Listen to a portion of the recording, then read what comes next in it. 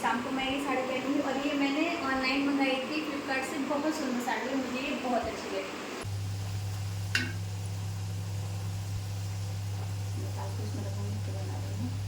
यहाँ पे मैंने अपना सामान सारा निकाल के रख लिया है और ये है साड़ी जो मैं शाम को पहनूंगी। तो मैं फ्रेंड्स ये सामान पहले माता चौथ के आगे रखूँगी, ये फिर शाम को मैं इसे पहनूंगी। तो यह है, ये एवरीयूथ का स्क्रब है जिसे मैं स्क्रब करूँगी। और ये ऑरेंज एवरीयूथ का ही ऑरेंज, आप मेरे दोनों हाथों की मेहंदी देख सकते हैं।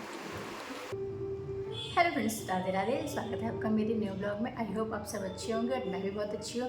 तो फ्रेंड्स, सबसे पहले आप सभी के लिए करवा चौथ की बहुत बहुत बहुत शुभकामनाएं।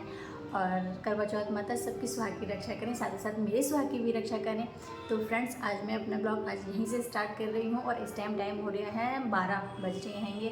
तो मैं अपने घर की सफाई कर चुकी हूँ, सब ने खाना खा लिया है, बच्चों ने खाना खा लिया है। और मैं अब करूँगी अपने फेस की थोड़ी सी क्लीनिंग, क्योंकि धीरे धीरे से ही काम होगा, तभी काम हमारा शाम तक हो पाता है। तो बने रहिए आप मेरे इस ब्लॉग में। तो फ्रेंड्स, मैं अपने फेस पर ज़्यादा कुछ नहीं करती हूँ, ना ही मैं कभी फेशियल वगैरह करती हूँ। बस होममेड रेसिपी जो मैं अपने घर पे बनाती हूँ वही इस्तेमाल करती हूँ, वो मैं आपको वीडियो में बताऊँगी। पर आज थोड़ा स्पेशल होना चाहिए, तो मैंने यहाँ पे सादा सा ही लिया है। ये एवरीयूथ का स्क्रब है जिसे मैं स्क्रब करूँगी। और ये ऑरेंज एवरीयूथ का ही ऑरेंज पील है, तो मैं इससे अपने फेस पे अप्लाई करूँगी। तो यहाँ पे फ्रेंड्स, मैंने इसे अप्लाई कर लिया है और इसे सिर्फ 20 मिनट अपने फेस पे रखूँगी, उसके बाद ये छुट जाता है। तो मैं मिलती हूँ आपसे 20 या 25 मिनट के बाद। तो यहाँ पे मैं फ्रेंड्स हो गई हूँ तैयार, और शाम के लिए भी मैंने जो साड़ी पहनूंगी वो निकाल के रख दी है। ये रही, शाम को मैं ये साड़ी पहनूंगी। और ये मैंने ऑनलाइन मंगाई थी फ्लिपकार्ट से, बहुत सुंदर साड़ी है, मुझे ये बहुत अच्छी लगी। ये है इसका पेटीकोट और ये है ब्लाउज। और इस टाइम आप मेरा सूट भी देख सकते हैं। कमेंट करके जरूर बताना कैसी लग रही हूँ मैं। तो यहाँ पे फ्रेंड्स आप मेरी मेहंदी भी देख सकते हैं। ये मेहंदी फ्रेंड्स मैंने एक दिन पहले ही लगवा ली थी।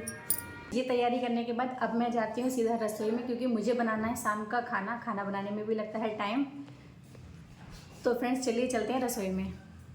तो फ्रेंड्स, मैं अंदर की तैयारी करने के बाद आ गई थी सीधा रसोई में, क्योंकि शाम के खाने की भी तैयारी करनी थी। तो मैंने सबसे पहले उबलने रखे थे आलू, क्योंकि आलू टमाटर मटर की सब्ज़ी बनानी थी और गोभी आलू की सब्ज़ी बनानी थी। तो साथ के साथ मैंने आलू उबलने के बाद मैं सीधा गोभी काटने लगी थी, क्योंकि खाना बनाने में भी फ्रेंड्स थोड़ा बहुत तो टाइम लगता है। और आलू की मुझे कचौड़ी बनानी थी, साथ के साथ दाल की कचौड़ी भी बनानी थी। तो वो भी मैंने एक तरफ बना के लोइयाँ रख ली थी, उसके बाद बेलना शुरू कर दिया था, क्योंकि पूड़ी वगैरह बनानी थी। तो मेरा सारा काम यहाँ पे तैयार हो गया है और पूड़ी भी मेरे यहाँ पे फूली फूली उतरने लगी हैंगी।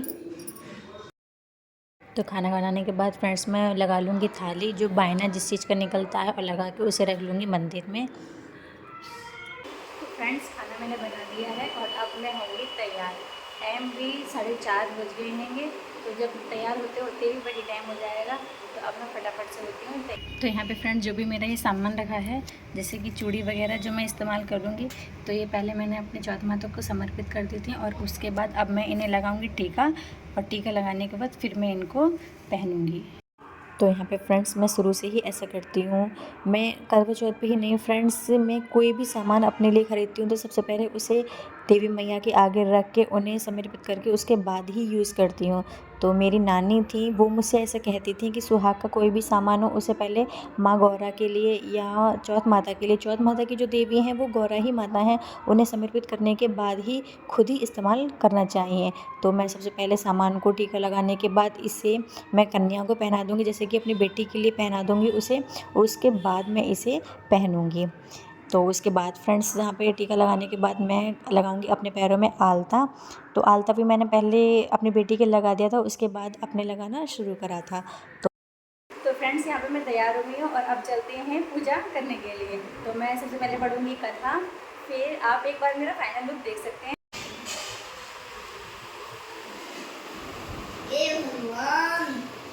तो फ्रेंड्स मैं हो गई हूँ रेडी बिल्कुल।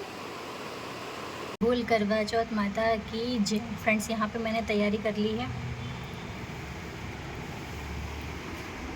ये मैंने भोग का सामान है, दीपक मैंने जला लिया है, और ये गौरी माता का कलश रखा है मैंने, ये मेरा कलश है जल का।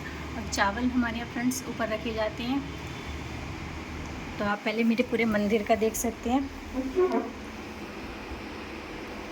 और यहाँ पे मैंने श्रृंगार का सामान भी माता को समर्पित कर दिया है। तो फ्रेंड्स अब मैं करूँगी कथा।